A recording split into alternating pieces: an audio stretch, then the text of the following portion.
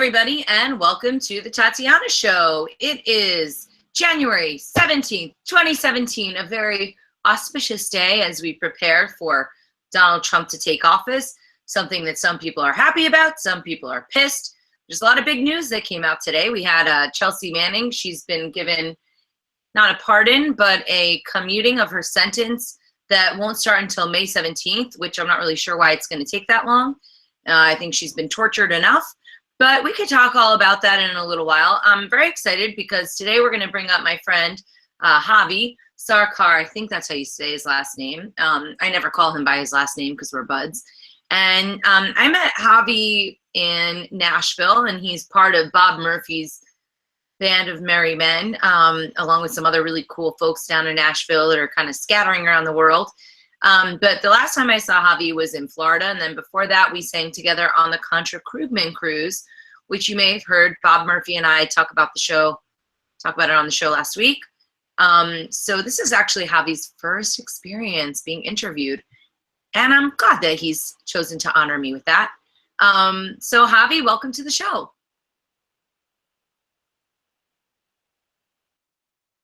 It's going really great so far. Way to go. No, we need to unmute Javi. Okay, great. Hey, Javi, how's it going? Thanks for having me. How are you, Tatiana? I'm good. How do I say your last name? You said it correctly, Sarcar. Oh, see, I'm very cosmopolitan. I know how to say everybody's last name. Very good. So I'm great. I'm happy to have you on. We don't have my usual co-host today, which is Josh Shigala. He's tied up with some stuff this month out in Berlin with Baltoro, but we miss him and we hope that he'll be back soon. But that leaves us plenty of time for our little chat. We had Carey Wedler on for the show. Who's a really good friend of mine, amazing video making, writing, activist chick, also stunning beauty. But we're gonna have to wait on that, unfortunately. But I have a guest to replace her, which is Brian Sovereign from Sovereign Tech. So we'll be talking to Brian in a little while. Everybody knows that show. It's a good show. Apparently he yells at people and about things. But let's talk about you, Javi. How did you find out about libertarian stuff? Like, tell me a little bit about your backstory. Sure. I found out about libertarian stuff in like 2006, late 2006, when Ron Paul was preparing his run for the 2008 run. And before then, I was pretty much a socialist, but I was very anti-war. So his anti-war message caught my ear. And especially then when Bush making all the Republicans being known for being war hawks, I suppose. So to hear somebody from the Republican field who was anti-war was just like a mind-blowing thing at the time. So I was like, what? And pay attention. Wait, did you like Republican stuff or not? I mean, was there anything in the Republican Party that you found redeeming previous to this? No, not really. Not a single thing. I was a complete partisan.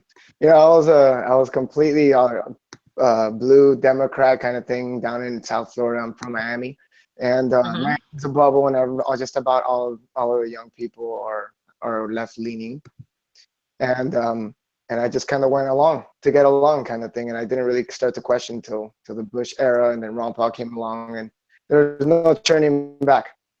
Okay, cool. So when did you move to Nashville? Because that's like a musical center, and have you always done music since you were a kid?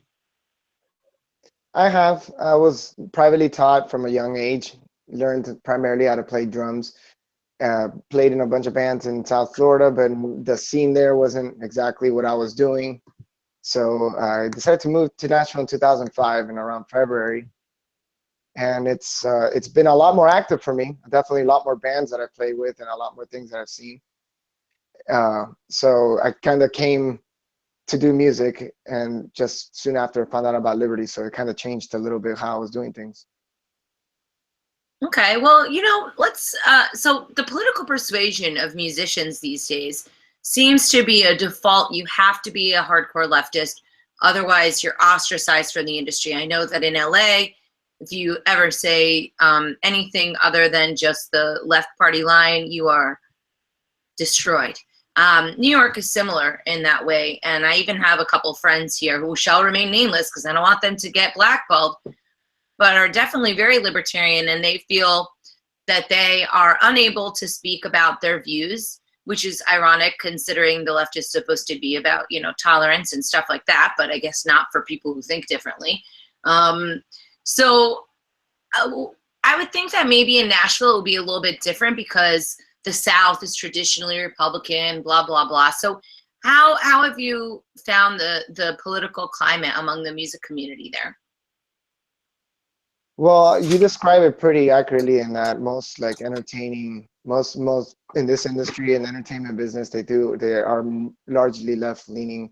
I would say that Nashville has this a similar condition as Miami or any big city really, that even big cities within red states are more predominantly liberal or blue, you know, and so being that it's a bigger city, it defies the rest of the red state basically. Everywhere outside of Nashville seems to be red, except for Nashville it seems to be very blue. Same thing with Miami and the rest of Florida. Florida is a pretty, well, it's kind of a swing state, but for the most part it's all red and it's just a few bubbles being blue, and South Florida being one of them. So they are very left leaning. I do sometimes find it difficulty, you know, myself for being outspoken. Sometimes I don't want to, because you don't want to hurt your chances, and you don't want to also hurt or offend unnecessarily. So, you know, for no apparent reason, if you're going to speak out, I like to think that it's going to be for in a good moment, in a better chosen moment, than just like every single time you hear somebody say something a bit disagreeable, you might want to let some go. That's how I play it. So yeah, you have to be careful. You have to tread lightly. Absolutely. Yeah, that's really frustrating, but I do think that it's true, and you don't necessarily want to ruffle any feathers. This makes me think of something. You know, if there's all these urban areas, right, and it's a good cross section of different people, it almost makes the argument that if leftism is a result, then maybe that is a positive thing. I don't think that it is, but it kind of lends itself to that. Why do you think everybody in urban areas is left leaning? What is it about that environment that makes people that way? Yeah, I would say probably the fact that there's just more central planning present in bigger cities overall. Where Right, but it's a mess. It's not like they do a good job with central planning. So wouldn't they see it and be like, this sucks, I'm out of here, you know? Or maybe not physically out of here, but checking out mentally? yeah, I don't know. When I drive around Nashville or almost any major city, all you see is like perpetual road construction. And they're like constantly improving the road somehow, yet they never seem to ever finish certain spots. But I don't know why I guess maybe it's also because those places have academic institutions, and those academic institutions do tend to teach left-leaning, you know, ideas by and large. So there's also the fact that this is a huge college university town with Vanderbilt, Belmont, and Murfreesboro just down the road. And in Miami, there's not FSU, FIU, and and there's and UM is a huge school. So but I don't know why people are more left leaning in bigger cities. Like I said, it's probably just more central planning. So they think that, look, it works. They don't really see that the whole city is bankrupt and complete, you know, financial deficit, spending downward spiral. Well, what about, okay, let's think about, so you're from Miami, right? And in Miami, there's a lot of Latin people coming from all over the place. Obviously, the Cubans should be, I mean, okay, would you say that the Latin people coming in, where are they going with their views? Because obviously Venezuela's a hot mess. There's a lot of problems because of socialism in Latin America. Have you seen, you know, and generally I think when people, they leave their country, they're a little bit more motivated, so they might respond to those capitalist values. Would you say that there's some sort of a, I don't know, observation that you have about that kind of culture? It is not a very good observation. I mean, I don't mean to throw my Hispanic brothers and sisters under the bus, but I mean, I do find that a lot of us who escaped socialism and escaped economic turmoil in our countries, or from Cuba or whatever, they still are indoctrinated. We have long been indoctrinated to somehow think it wasn't really socialism. It was really mismanagement, and the wrong people were in power, kind of a thing. So a lot of people still remain leftists, and myself included, for a long time after I came to the US, till I put the pieces together and started to realize why my family chose to come over here and what caused it, what, you know, the cause and effect of it all. So I don't think that's the thing. They don't really understand the cause and effect. It's more they're just a lot of the overstimulation of social media and the constant thing has people believing the leftist agenda quite a bit. So Venezuelans, Cubans are not really even cohesive in their thinking. Like Cubans are they're more prone to be right leaning in a way, but it's typically like conventional right, like GOP, like Marco Rubio kind of right. And because they oppose, they think they're opposing leftist policies, basically, that they fled from at home. But that's about the only exception. The rest of the Latin American community is much more left-leaning and much more, they're much more prone to make excuses for the failures of socialism than Cubans are. But still, I find a lot of my Cuban friends from back home still being quite trusting of state institutions, despite the widespread corruption, despite everything, Big Brother state and all that stuff. They seem a little more skeptical, but they still do buy into a whole lot of it, the majority of them. Interesting. So tell me a little bit about your music. So you've been making music for a long time. You didn't play us a song in a little while. Why this kind of, like, do you put liberty into every one of your songs, or tell me a little bit more about that? I don't put liberty in all of my songs because I've been writing for a long time, and I was writing before I even became aware of it. But so there are a lot of love songs in there. But once I did learn about liberty, I did full of liberty-esque songs. They're not, they're a little poetic in there. It's not very heavy-handed. But I renamed the band because it's always just been me. It's just once I went solo and once I stopped playing for other people, I just did my own thing. And it was a little bit just in the early part of my political awakening. So I named the band Furious Primates, which was a band name my brother had pitched many years ago, which I think he did it in like just to be a jokester when I was trying to come up with names. He thought it was a ridiculous name. But I liked it. And then when I started to, make the connections, the political awakening and all that, I thought it was a good name to go under. So Furious Primates, kind of a reflection of the human condition overall.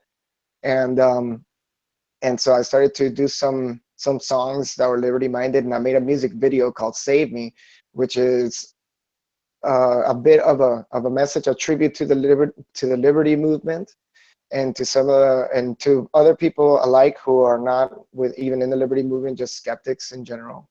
And we're trying to do a GoFundMe now to make a second video, do a little sequel.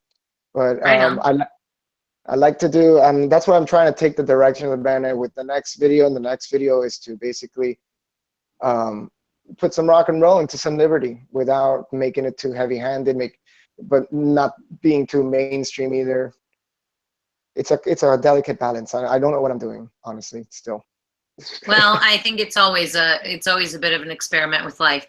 Yeah, I think, let me ask you, so I recently announced a gig that I'm going to be doing this week, and I thought about it, and I, really, my goal with my music is to unify people and to bring the light, right? And I was invited to do the Milo Deplorable, right? Which is Milo Yiannopoulos. For people that don't know, he makes everybody very, very angry. He writes for Breitbart. He is a public speaker and a troublemaker. I was not so familiar with his work. Like, I had seen some videos and I couldn't understand why everybody was getting so mad. And since then, I've watched some videos and I still don't understand why anybody's so mad, because he's clearly trolling everybody. And I think it's really funny. But my concern was, if I'm going to be playing at a Trump inauguration ball, while I do think that there are some things that Trump is doing that are good, I've always preferred him to Hillary. I think that not everything he does is good. I think that generally, inherently, rulers are prone to be, it's just an immoral institution in the first place. But obviously, we don't live in this utopian society. And I wanted to write something when I decided to do it, because I didn't want to turn off people that really hated Trump, and I wanted people to understand my decision. And some people think I did it because, oh, it's going to be 1,000 people. And yeah, I guess it's like great or whatever. But to me, what I found compelling about it was the idea that not about Trump, not about Milo, not about the deplorables, and, much respect to all those folks, But to me, it was a matter of getting in front of people who are potentially open to the liberty message. And I've gotten some flack for it. I've gotten a lot more support than I thought. And in my view, as an artist, my music should speak for itself. I'm not responsible for the morality of my audience, and you know, that seems a little silly. And at the same time, you know, I think that as long as my message is one of peace and freedom and all these good things, you know, I'm not going to keep preaching in the choir. You got to expand it. And the way I also figure it is that if people who like Trump, let's say Trump is great, then we're all going to be happy-ish. But if Trump doesn't do what he says he's going to do, we're going to have all these very, very angry people that are going to be looking for something new. And I think that bringing them over to Liberty is just a little push, push, push. And then all of a sudden, we've got them on the team. Meanwhile, there's been a lot of craziness going on with the actual event itself. It's been targeted by the Antifa, which is, I guess, the anti-fascists, ironically also fascist group. I don't know. Apparently they go around and beat up people. James O'Keefe, I think that's his name, James. And Project Veritas put out a video of these Antifa people that they want to put off a stink bomb at the event. And even today I started thinking, well, what if there's a mass murderer there? And that's kind of scary. But my decision was made because I think that it's incumbent upon me as an artist, and I feel this is my calling, to spread my music to a lot of different people.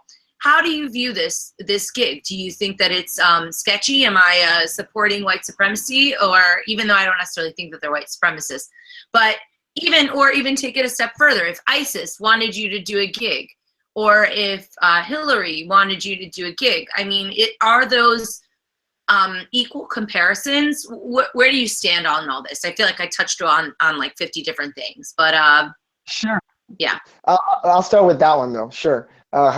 If the offer was made to me, for instance, if I was in your shoes, if I was in your position, I would also accept and I would also perform. I think I would liken the situation a lot to, like, when Ron Paul spoke to audiences, he didn't always speak to liberty-friendly audiences. And in fact, that's when he got on the Ron Paul ticket. I'm sure there was libertarians who were like, Ron Paul, you owe me an explanation why you're going over there and talking to them, and you shouldn't be going over there and talking to them because they're meanies and they're bad and all this stuff.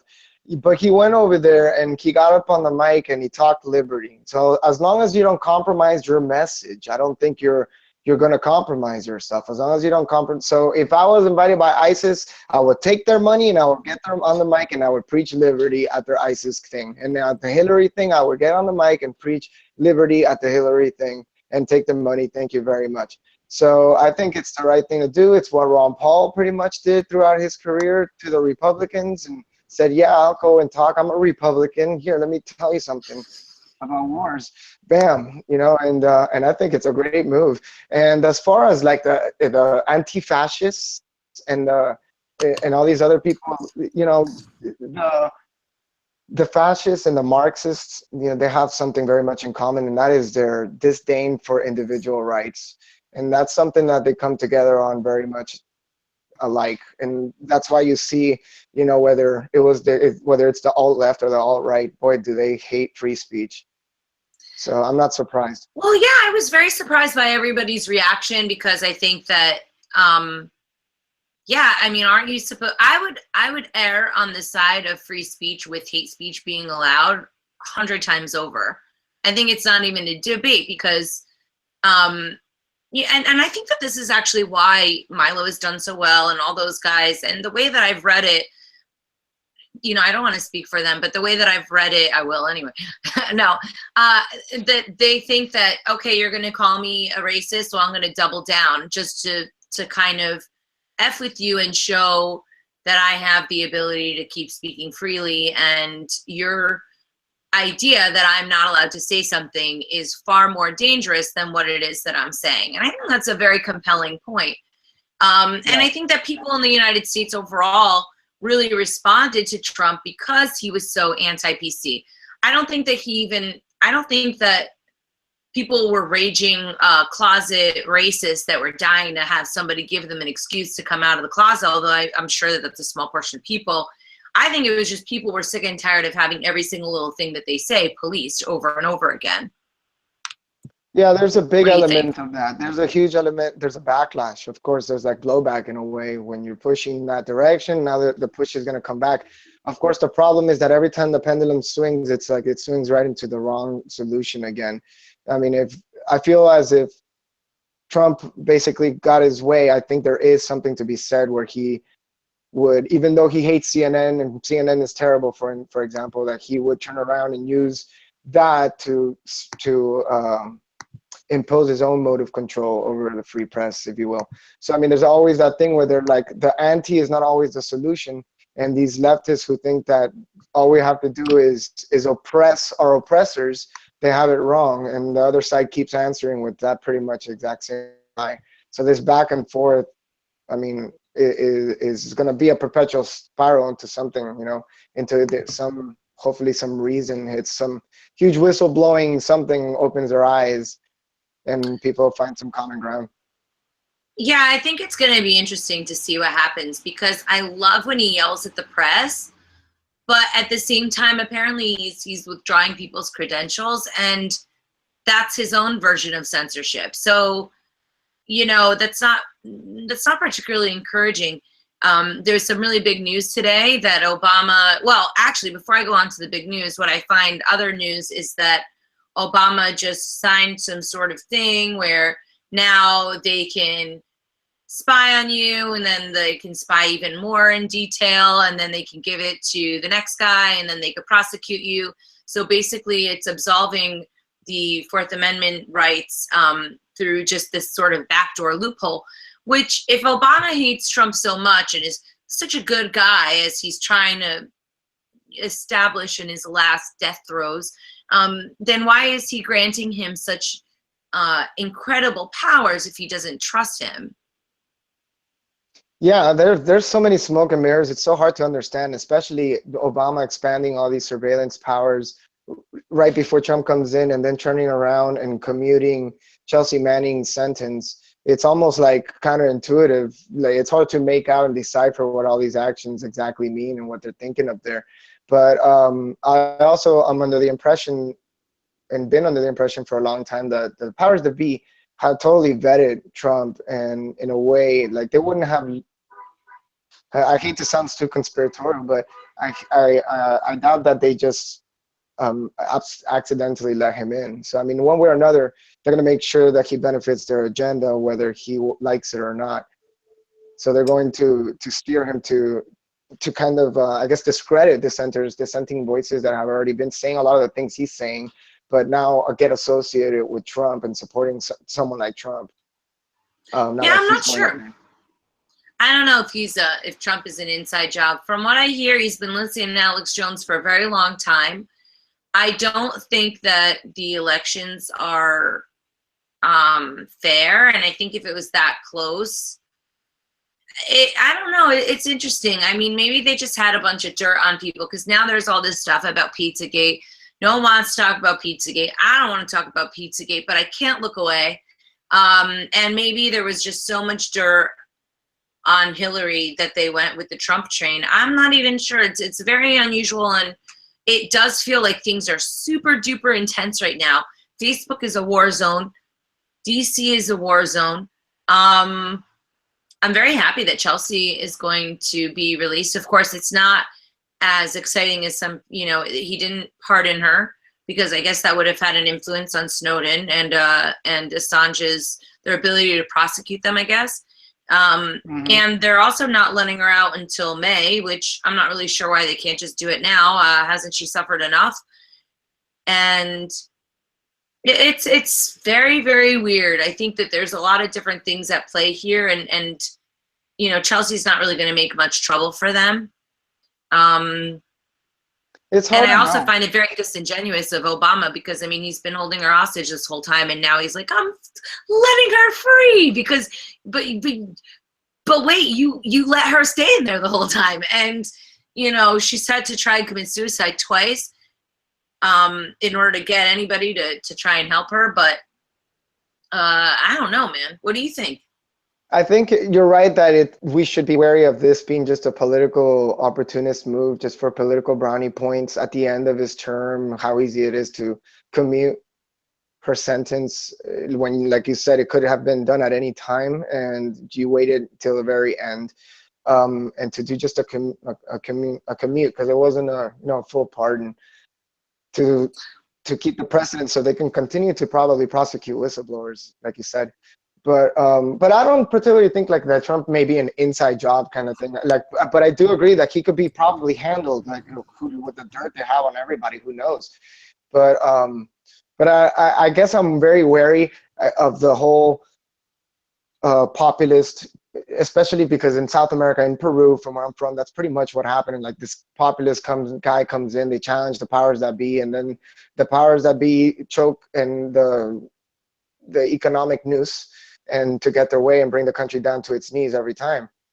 And so even if he is a genuine guy, it could still be a messy thing. Like a genuine anti-establishment guy, and those people never seem to be too much friends of freedom. They impose their own controls every single time, trading one tyranny for another, really, almost like.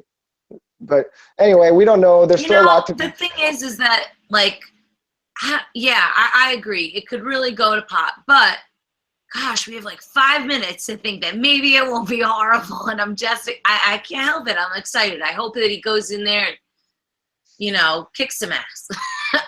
Sure. Maybe not like a crazy tyrant, though. I don't know. I guess we'll see. I think that this is one of the few times where we can have a little bit of faith for a hot minute. And otherwise, I mean, if it was Hillary, we would have probably bombed Russia by now. And it's not like we had some great options. And he's got some good not Ron Paul people. He's got some good Bitcoin supporting kind of people. He's got that lady who's against Common Core. I don't know. I like to be optimistic about it, because we've got about 15 minutes before we can realize if it's going to go either bad or good. And in the meantime, I'd like to be at least a little bit at peace. And to me, the thing is that it's not so much about Trump. It's about all those people rising up with the idea of, some of the things at least that he represented, right? Which is drain the swamp, get these bums out of office, pro-business. The anti-immigrant stuff I can't get down with. I don't understand what that's about. I know that some people have some pretty serious views about that. I haven't really decided, but as far as I'm concerned, I don't know. People can come, just don't get the goodies. That's all. Because, the United States loves the goodies and giving them away. And I think that that's really what breeds such aggravation between, like, people who are on the dole, for lack of a better term, and then Americans who are working and then having their tax dollars stolen from them. Because they say, oh, look at these bums. They're not doing anything. What the hell am I working for? And I think if everybody had the fruits of their labor, maybe they would be less stressed out about what the other guy is doing in the first place. Yeah, absolutely. I mean, of course, like you, I would hope. There's a part of me, it's on the table. It's a possibility that maybe Trump somehow shrinks the state a little bit, or the burden of the state by some degree. And that would be, of course, whether Hillary Clinton did it or Obama did it or Trump did it, of course, I'm going to take that. But as far as I'm concerned, though, my game plan, Javi's game plan has not changed.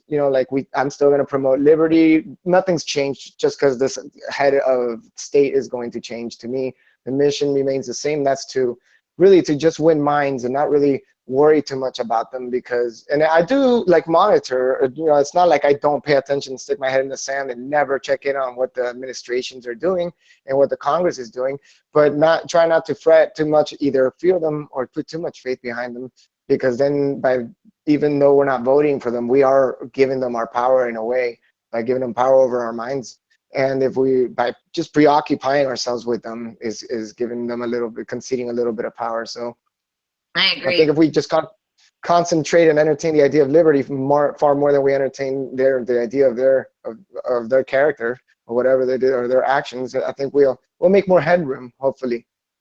I didn't participate in this whole election. I played down at the LP National Convention, and that was cool and whatever, but I kind of checked out. But now I find myself almost being sucked back in with Daddy Trump. Maybe he'll fix it all and make it go away, which is completely antithetical to my usual thing. But anyway, I want to bring on Brian. We've got, we're hitting the 30-minute mark, and I want to, before we go though, hear one of your songs. So maybe if people like what we're talking about and they want to get some more music that's a little freedom-minded, they can do that. So what song are you going to play for us today? Sure. I'm going to play The Right Light. This is the name. That's the song that I'm going to, we're trying to do the GoFundMe campaign to do our next video. Our first. Where can people find that, by the way, the GoFundMe campaign? Where can they go to look that up? Well, on the notes, on the show notes, it should be on there. Okay, but what's your website, for example? Honestly, I don't know because it's some weird link. Okay, fine. So people check out the show links. If you're listening and you're driving, sorry, you're screwed, but you'll never find Javi Sarcar. if you're creative, you can use the Google. All right. So The Right Light. This is what you're doing, the GoFundMe campaign. How far are you from your goal? What's the goal? The goal is $4,000. That's all I need. I'm only at 500. Pretty reasonable.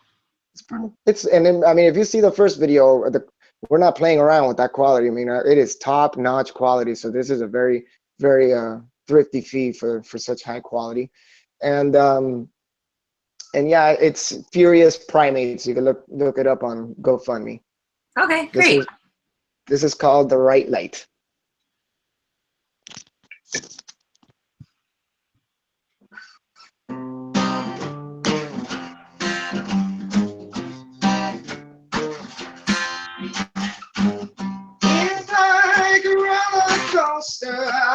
Too hard to get much closer. You take a bite and you realize it's all been a lie. Then you kind of feel violated, but it's you that validated. Too much, too far, too fast. It's all in the past now. I don't regret the hard lesson. It's hard, it seems, to find some reason. There are sometimes the system. Trust me, I once you were a magician.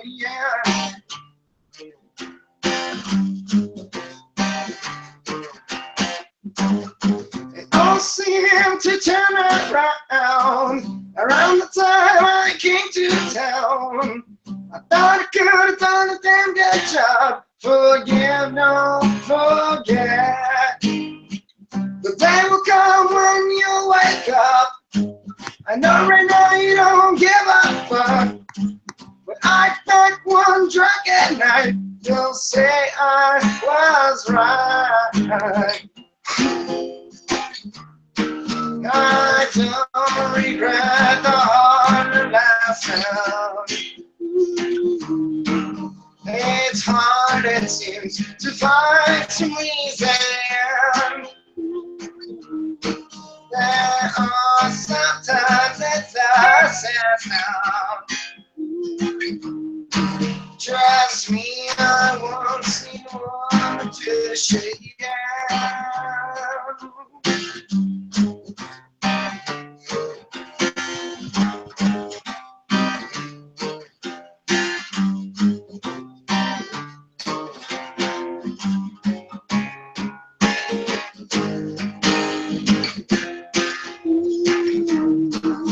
I don't regret the hard lesson. It's hard, it seems, to find some reason. There are sometimes it's the system.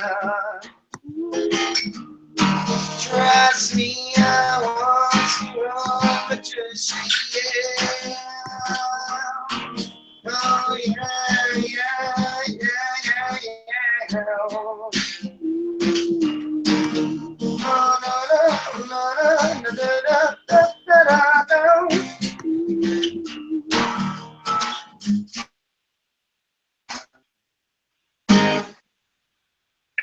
All right, I like it. You know, for those people that are listening, tell me what you think. Do you guys think he's got kind of an Amy Allen vibe? I don't think you intend to do that, but Amy's got this great record. It's called, oh man, it's the one, A Little Happiness. I think that's what it's called. You've got a very similar vibe to her, which is a good thing. Thank you very much for coming on the show. Javi Sarcar, it's a Javi, guys. So if you want to look him up, if you're watching, obviously there's show notes in the bottom, but some people are listening. And, you know, we have a show, our show broadcasts over multiple networks. So we've got IPM Nation, we've got LRN.FM, we've got Let's Talk Bitcoin, and we've got Liberty.me.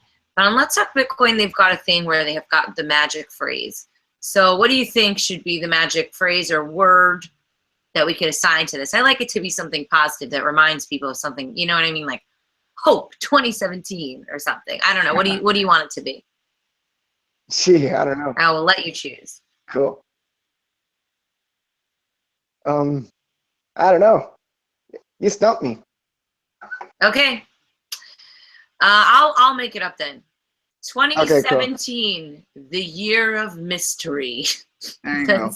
Sounds good to me. Because we don't know what's going to happen. 2017, a year of mystery, people.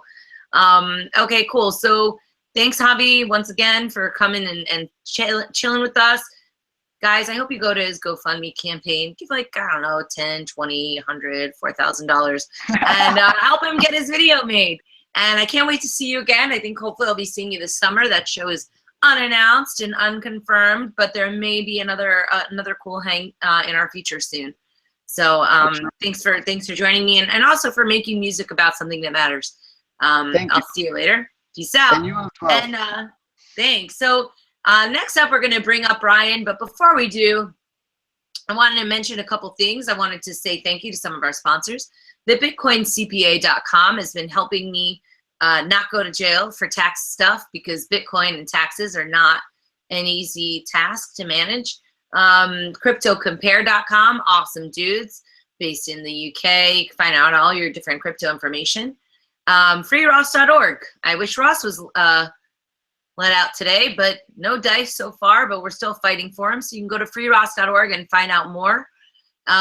Third Key Solutions is a wonderful company run by Pamela Morgan, one of my absolute favorite Bitcoin speakers, and a very ethical woman. So if you need some solutions for your business, check them out. We also have Anarchapulco at the end of the month of February, where I will be singing, and I'll be joined by a lot of really good people. We've got Stephanie Murphy, Dr. Stephanie Murphy. I apologize, I didn't mean to give her the appropriate deference. Lynn Ulbrich from Free Ross, of course, Julia Taransky, Carey Wedler, who we're going to have to reschedule for the show, and a whole bunch of babes. I guess there's some guys speaking, but really, I'm not going there for the guys. If you want to go to Anarchapulco, tickets are on sale now, and you can get 10% off with Tatiana as your coupon code. And the final new person I want to kind of give props to during the Tatiana show is Sovereign Tech. And Brian has been helping me out and making my life much better. And he's also a really good friend. I'm a big fan of him and Stephanie's show, Sex and Science Hour. So you guys can go and check that out. But Sovereign Tech is kind of his main gig. And Brian and I have been talking a lot about the different hacking stuff. So we're going to talk a little bit about security and just overall have a fun little chat. So Brian, this is your first time on the show. Thanks so much for joining me today. Hey, it's great to be with you. Can you hear me okay? Just making sure. Yep, I can hear you. Okay, You're cool. usually the one running the sound, and I'm helping you out with this today. Exactly, yeah. So, and I just want to make real clear, like you'll see if you're watching the video, it says Liberty.me for my name. I do not represent Liberty.me whatsoever. But I happen to be the engineer of your show often enough, just so Exactly. people are aware. You know, this is the second time. The first time. Oh wait, you were on with the Steam It shit show. Did I lose you? No, but we're not having the best signal, I will say. But yes, you were on the show with the Steam It confrontation episode. That wasn't really very confrontational. It was very respectful. I wanted to have something sort of, you know, a little Geraldo, but it was just pretty peaceful and calm. Well, I was being a really nice guy, which is kind of unusual for me, but that's how it ended up, and that's fine. So, but it's good to be here now. I can't wait to talk about whatever you want to talk about. Great. So there's been a lot of hacking going on in the Bitcoin space. But wait, time out. Before that, what do you think about Chelsea getting out? You're psyched? What do you think this means anything? What are the implications in your view? I don't really processing the news. I mean, of course, I'm glad. You know, I hate government action in any way, shape, or form, but I'm always happy for people to be out of prison, and so I'll take that over anything. And yeah, I don't really have any theories yet or predictions as to why exactly this happened. But I mean, I don't know. Maybe it's just to make, at some point, make Obama's career almost look maybe anti-war or nice, because it really has been neither. I mean, that's really the best guess I have right this second. Yeah, I think it's a PR move. I think that he's trying to salvage whatever is left of his respect. It's amazing to me how many people still think that he's this peace president. Meanwhile, he bombed more countries than Bush. I didn't think it could get any worse than Bush, and Obama beat him. Way to go! Kill more people. Yeah, I mean, he's literally more people, but he's bombed more people. Well, I'm not sure either. Yeah, he's definitely dropped more bombs. I mean, and I was in the military during the Bush administration, and I can at least say then we weren't dropping a bomb a day, but it seems the past 8 years, maybe that's been true, or at least some of that time frame. Yeah, I think it's been a little insane. Are you, I know you do not like any kind of government. Are you at all enthusiastic about Trump? Is there anything redeeming about the incoming president? No. Okay, that's a no. Firm no. Yeah. Yeah, not at all. I mean, there's really nobody that could get in there that would excite me, admittedly. I feel that what worries me more, I mean, sometimes the president is just one person, but I think sometimes who gets in there can speak a lot more about the culture of the country, of the United States, more so than anything else. And that's where I get concerned, is that the kind of culture that allows for, I mean, really that allows for anybody is terrifying, and certainly I'll agree for that, but that allows for Trump to ignore so much about Trump, and, to just be on board with so many of the things that he said. And granted, he's been contradicting himself for years on Twitter, and certainly he's doing that even more so now. That aspect of it worries me more than even the person that's in the office. So, well, do you think that people were, I mean, arguably he was going up against the worst human on earth. So, I mean, it's not like people chose him over Rand Paul, except for, let's say Rand Paul would have been a great president, if we have to have one, comparatively, for sure. So, it's not like he was running against some wonderful person. I don't know if people were voting for him because they thought he was so fantastic. Some people might have. I don't know. What do you think? You don't think that maybe some people were just fed up with the status quo? I could see that people would be fed up with that, but then, well, like what really, choice do they have? I guess, It's actually maybe the more important statistic that comes out of this whole situation is that, what was it, something like 46% of Americans didn't vote at all.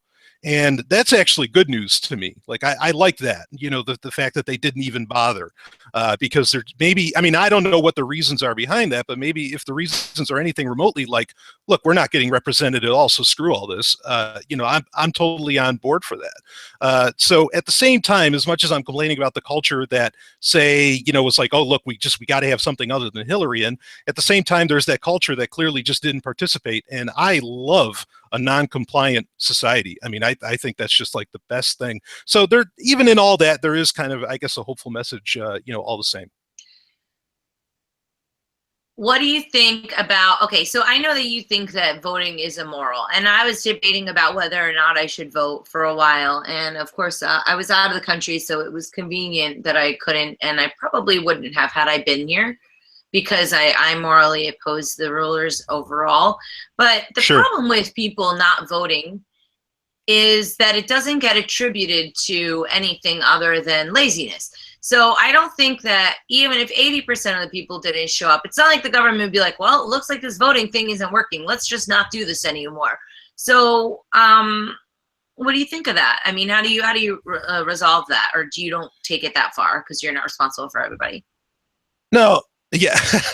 Well, sure. I mean, I think this comes up a lot when it comes to the topic of voting, is that, well, government goes on. Like, whether you participate or not, whether you vote or not, the government's just going to continue to steamroll.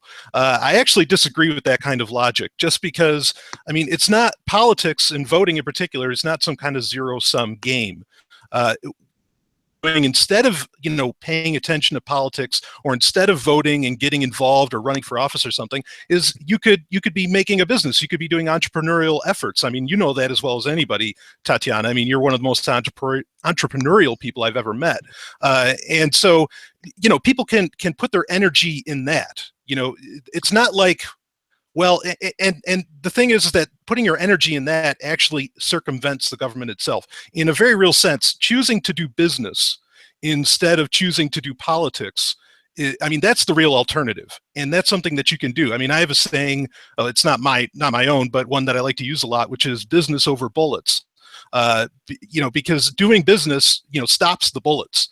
And so that's really it, is that I think people think, well, look, if you don't vote, no, if you don't vote, you can spend more time, again, doing business, entrepreneurial pursuits, trade, interactions, social interactions with everyday people. And those are far more meaningful to everybody's life, as to where really, I mean, Trump, I know you're asking Javi earlier, how do you think, is Trump this rogue candidate? Is he going to be able to change things or whatever?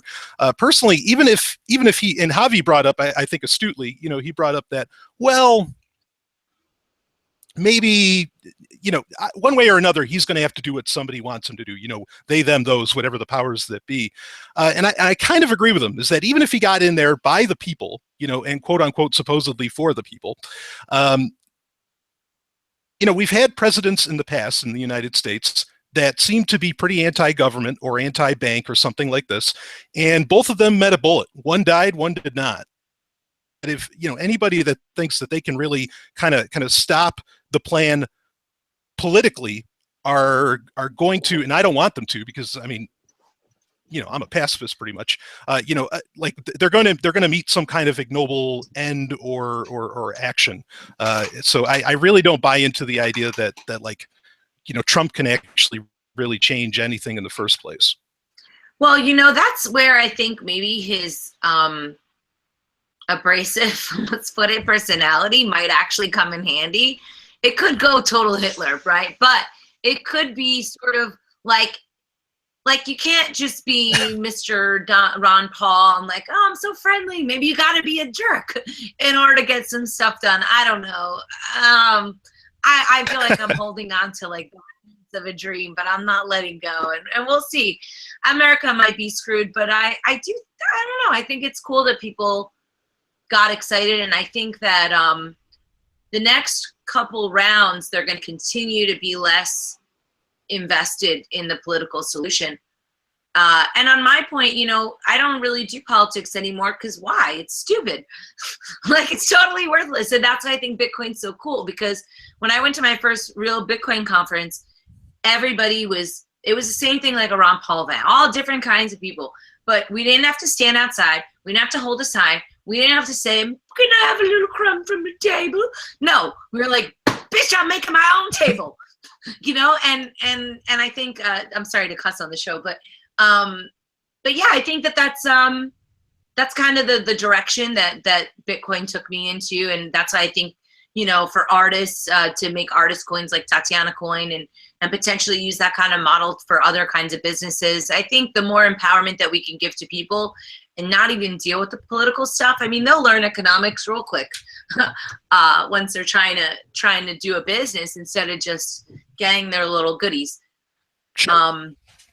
So either way, it's going to be very, very entertaining. We've got some very nice tweets coming out to keep us alive, and I'm pretty sickened by the media. But I like them going down too. So as far as I'm concerned, everything's crumbling and we're just building Bitcoin stuff, and well, I'll tell you, technology's taking over. Sure, I'll tell you, not to, I mean, if I could make things worse, I actually have a prediction for 2020. And that is, I talked about this on my show, Sovereign Tech. You just cut out. This is fascinating. Brian, I can't hear you. You just cut out, and I need to know what you're going to say. Brian, Okay. You just totally cut out. Can Sorry. you hear me now? Do I sound okay? Now you sound okay, yeah. Can you say that again? Because Yeah. it was like the end of an Oh, it episode, cut out. and all of a sudden your cable gets pulled. So what's your man, it's the controversial worst. thing? Is that for 2020 is that Mark Zuckerberg is going to run for president. And like, there's a lot of evidence for this. I talked about it on my show, Sovereign Tech, this past week. And that is really terrifying because, you're talking about technology can do, technology is just a tool. It can either set us free or honestly, it can be used to enslave or, as a tyrannical, system. And I'm really afraid of when a guy, one of the few things that's a curse and a blessing at the same time is that Trump obviously doesn't know shit about he's pretty good at Twitter, but so what? So's a whole bunch of people. But I'm a little more concerned when the potential president is a guy that runs the largest spy network on the planet, that being Facebook, and then he's also in charge of the largest military on the planet. And so 2020, things are bad now, but things can get a whole hell of a lot worse. And I think if Zuckerberg does become president, that is that whole lot worse. But with people being so fed up with Trump, maybe they'd want somebody like that. They just don't know what they're getting. That is so utterly terrifying. I didn't think that it could get much scarier. I feel like my whole entire adult life, it just gets more and more scary, but maybe it was getting scary for the past, forever. I don't know. The presidents are getting worse and worse. I think people were all excited about Reagan. I don't care about Reagan. He's fine, whatever. Yeah. Yes. I don't know anything about Reagan. It was before my time, but yeah, Clinton was a mess. Bush was even worse. Bush before him was terrifying. There's a lot of scary stuff out there. I really hope that we don't get Zuckerberg. Do you think that Facebook will become less relevant? Because maybe there could be solutions in that regard. Because people are pretty fed up with the censorship there. Well, maybe. There's a chance. I'm a little concerned that, after the Snowden revelations, there's a lot of things that change for certain aspects of the world, for certain groups within the world. But then at the same time, on a large scale, really nobody changed anything that they did. It's not until really Trump gets in office that suddenly a lot of people are using great apps like Signal, and a bunch of other different types of encryption and security tools and all that. So I'm a little worried that, certainly nobody 10 years ago, nobody would have ever thought.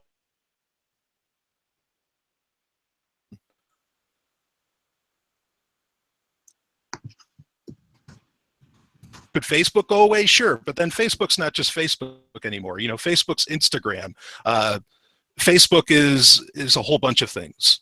So I don't know. Even if people got fed up with Facebook, it has a lot of tendrils in a lot of different areas.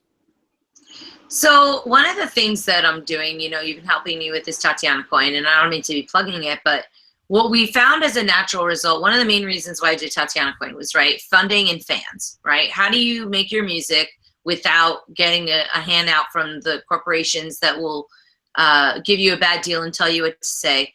And then how do you connect with your fans? Because, I was on MySpace and Friendster, and then I went over to Facebook. And now when I want to reach my Facebook audience, I have to pay.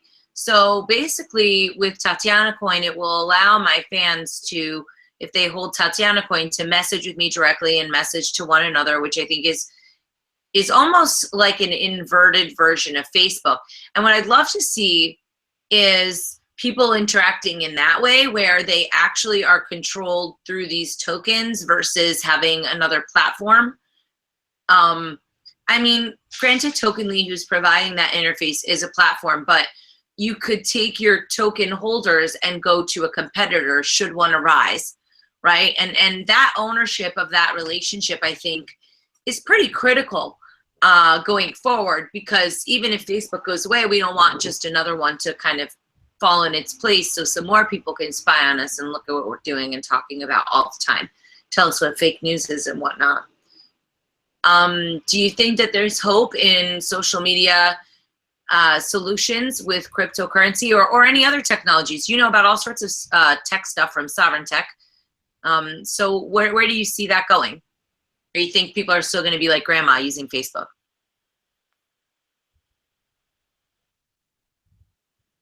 Yeah, I mean, I could see, like, I love that idea. Sure, I love the idea of Tatiana coin, like, all the way.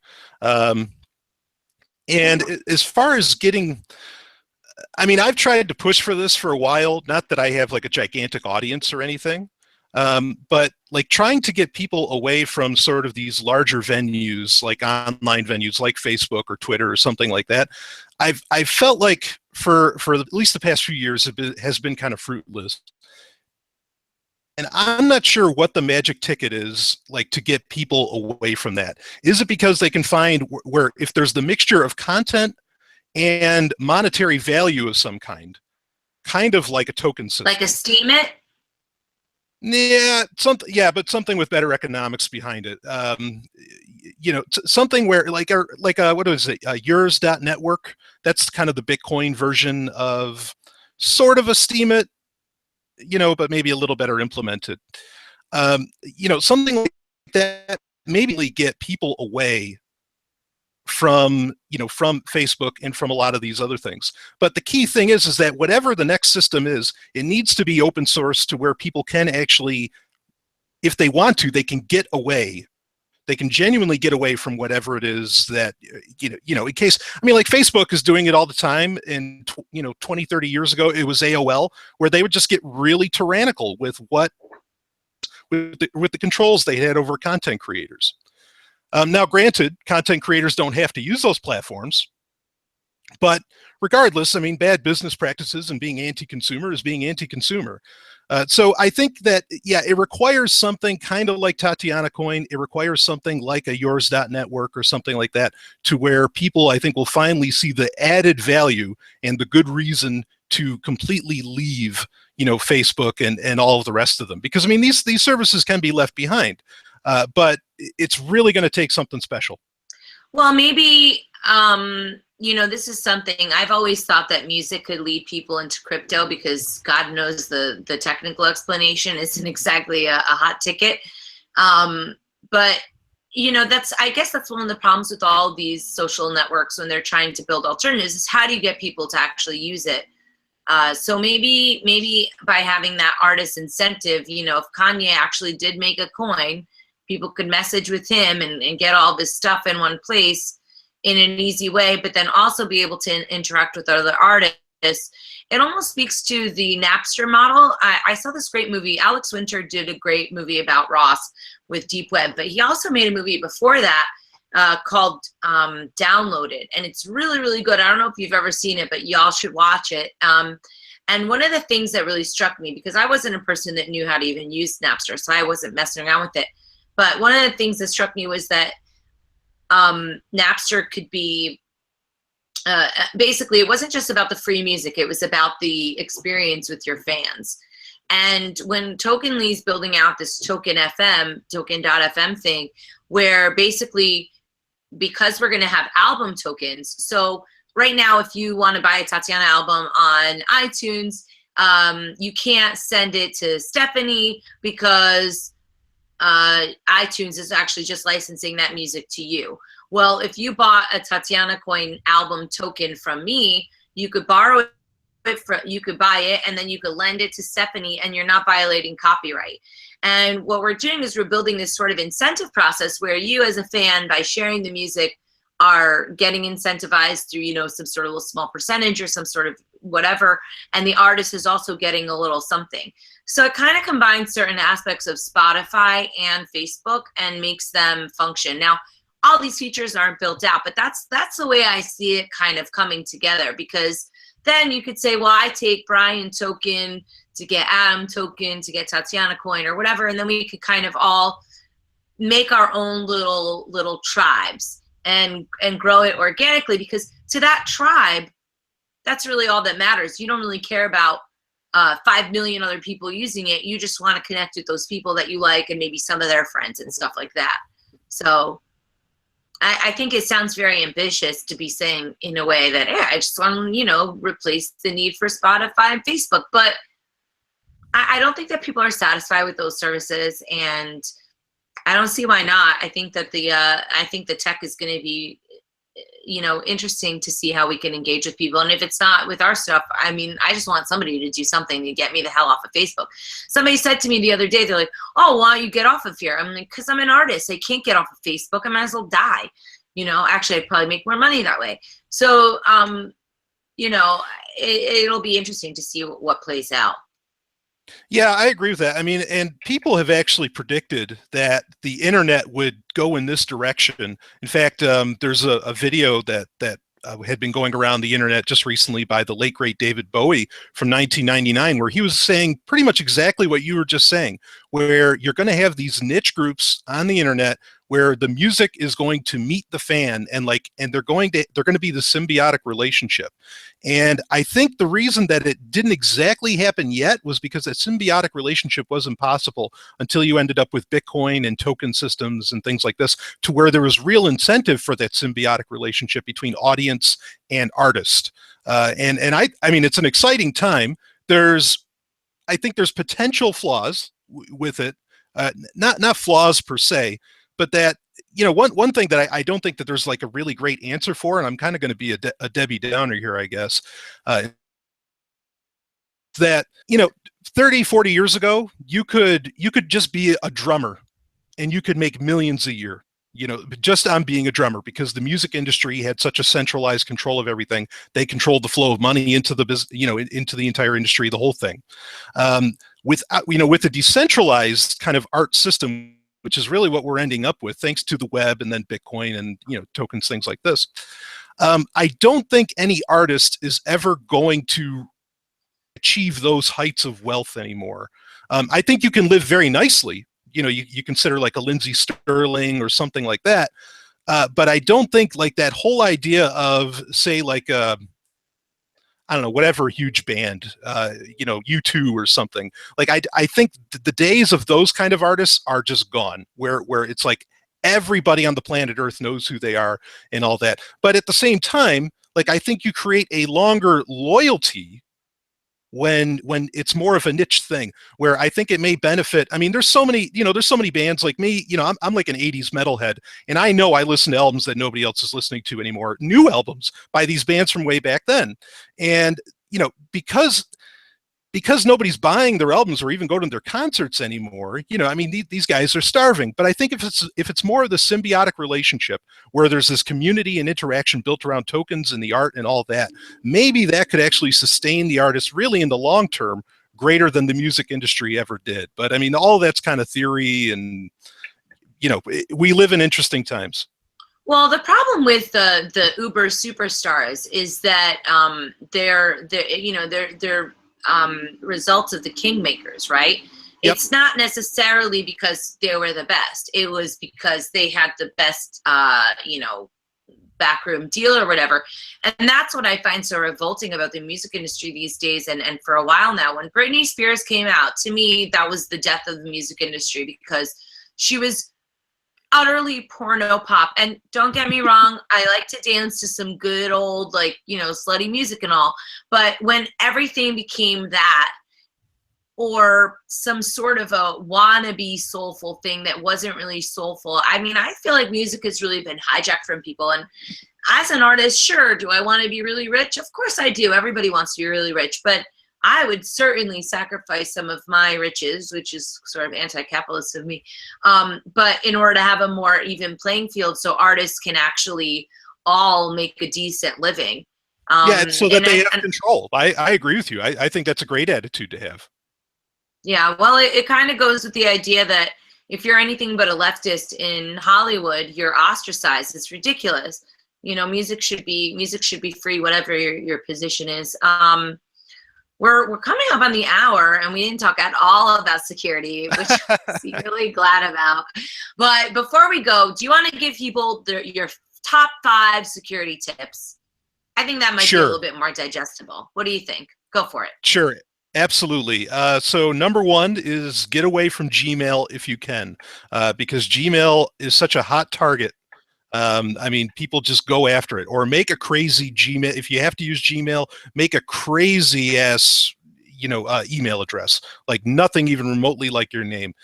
So that's my first recommendation. My second one is use Signal. The Signal app, it's in the App Store, it's in the Google Play Store. This is the creme de la creme of encryption. And I recommend using that. The other thing, the third tip would be have as few accounts as possible. And what I mean by that is that, like, say if you use a Windows 10 computer, okay, go ahead and use, honestly, and I know people think this sound nuts, go ahead and use like a lot of Microsoft services, because that way you're not making a bunch of different accounts, like a Dropbox account, or even a Google account, or whatever you end up using accounts for. Like, have as few accounts as possible, because each account you have is another attack vector that somebody can get into your life. Number 4 would be, do not buy anything within the Internet of Things ecosystem. No IoT whatsoever. Stay the fuck away. Sorry, just stay the hell away from that, because that is, I mean, each little device that turns your home into a smart home is exploit waiting to happen, and these companies are terrible about security, about updating things.